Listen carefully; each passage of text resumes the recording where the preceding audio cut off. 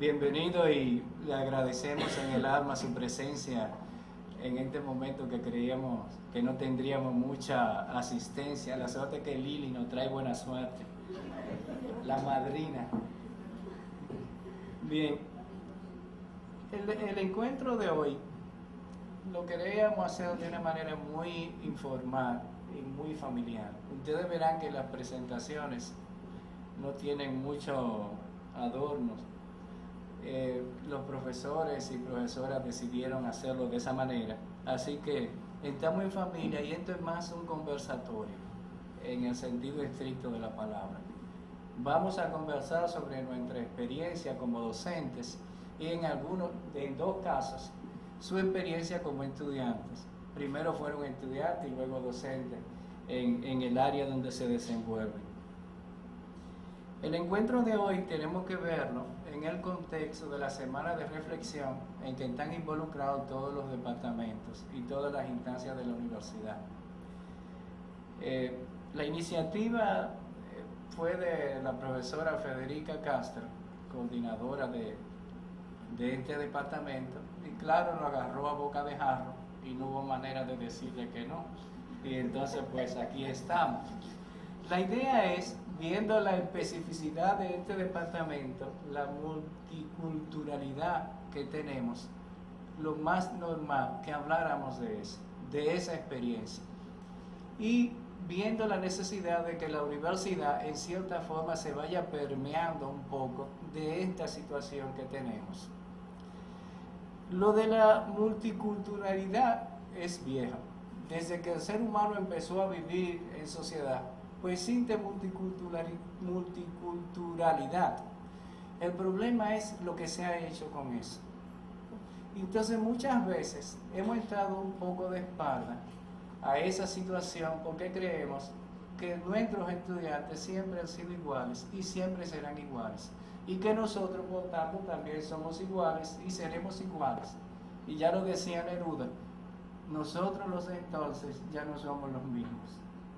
Hemos cambiado, seguiremos cambiando y esta universidad no es la misma, ni será la misma tampoco dentro de unos años. Entonces decía, la multiculturalidad es un hecho social. La vida misma nos enseña y nos hace multiculturales. Desde que empezamos a compartir, ya ahí aparece la diversidad. La multiculturalidad podríamos enfocarlo desde dos ángulos, o desde el multiculturalismo o de la interculturalidad. Solamente varía el prefijo, pero varían muchas cosas. Las palabras, en la medida en que los seres humanos las vamos utilizando, van adquiriendo matices y connotaciones que no tenían en un principio, pero que sí la van tomando. Es como cuando nosotros vamos a los famosos charcos de la Damajagua, así se llama, Damajagua.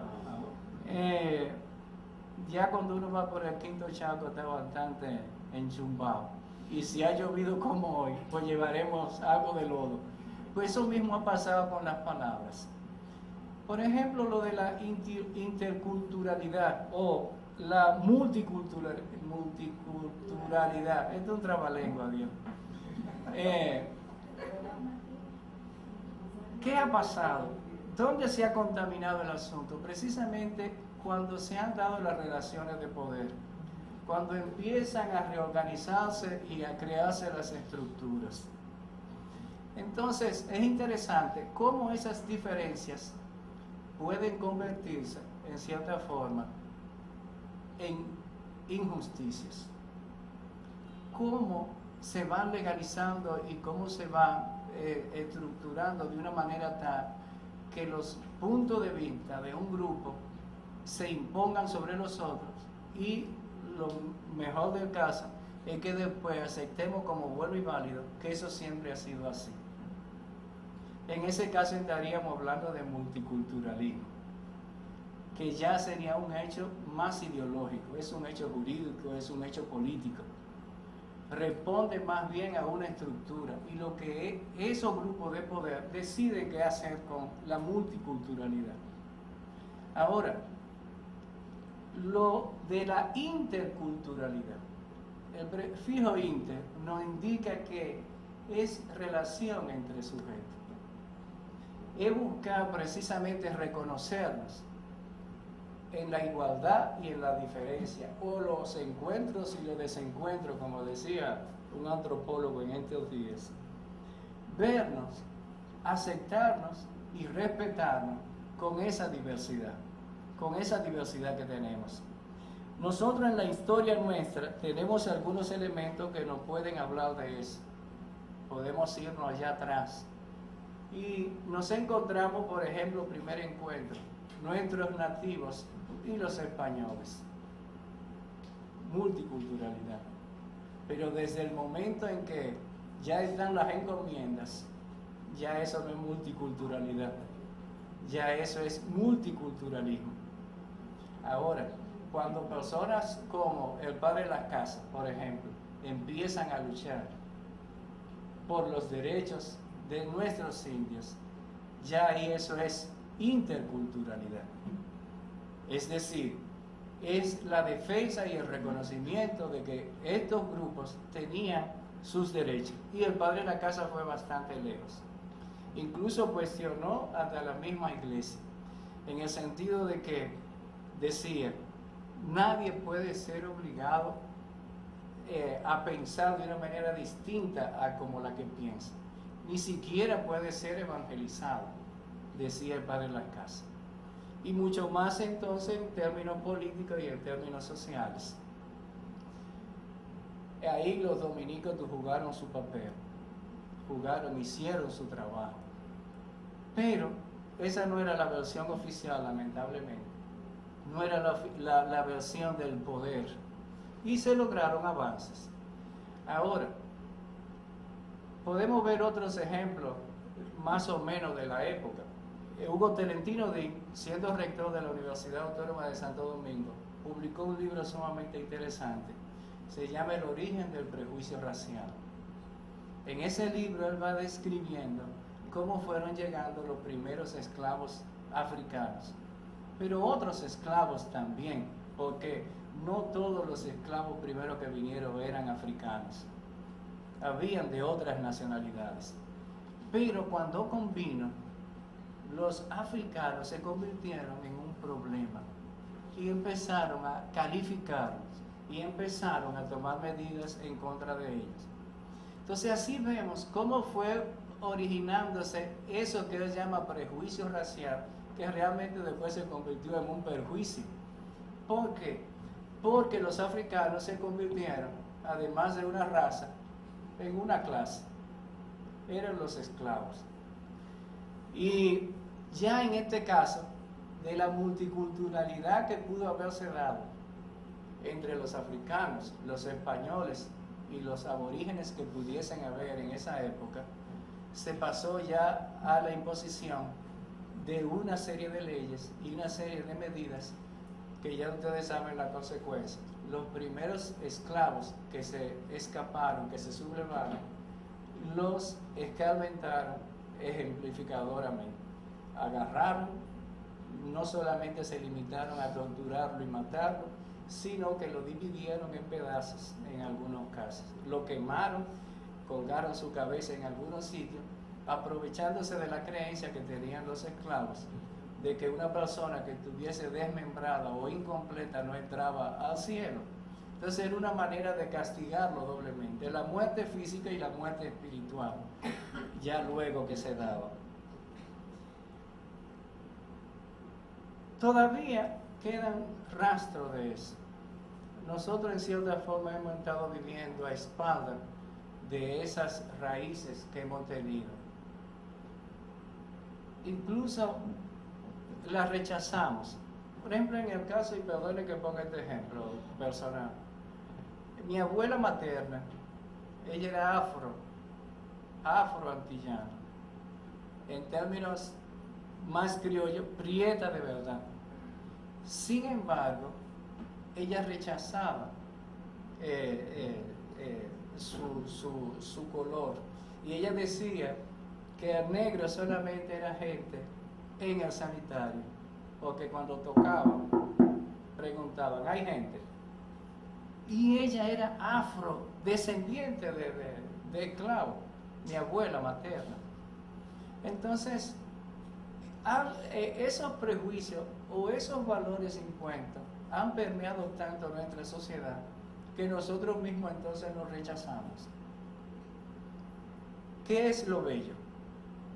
Hay un estereotipo de belleza, sobre todo en la mujer, pero en los hombres también. ¿Qué es lo bello? ¿Qué es lo no bello? ¿Quién debe ganar un concurso de belleza?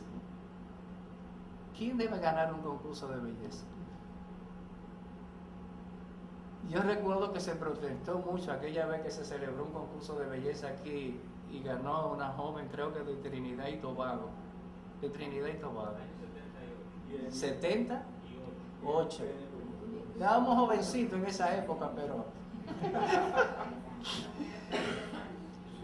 Y yo recuerdo que mucha gente no estuvo de acuerdo que ella ganara. ¿Por qué? Porque el ideal de belleza que tenemos es otro. Es una joven así, que cuando mueve la cabeza, se le mueve el pelo. ¿Ustedes no recuerdan un anuncio que había de un champú? Y salía una muchacha con una cabellera larguísima. Ella se hace, y eso duraba como media hora dándole así al pelo en lo que llegaba. Bueno, ese es el ideal de belleza. Si nosotros revisamos la literatura dominicana, veremos que muchos de nuestros poetas hablan de la rubia, de la blanca, como el ideal de belleza. Tomemos la literatura para que veamos esto.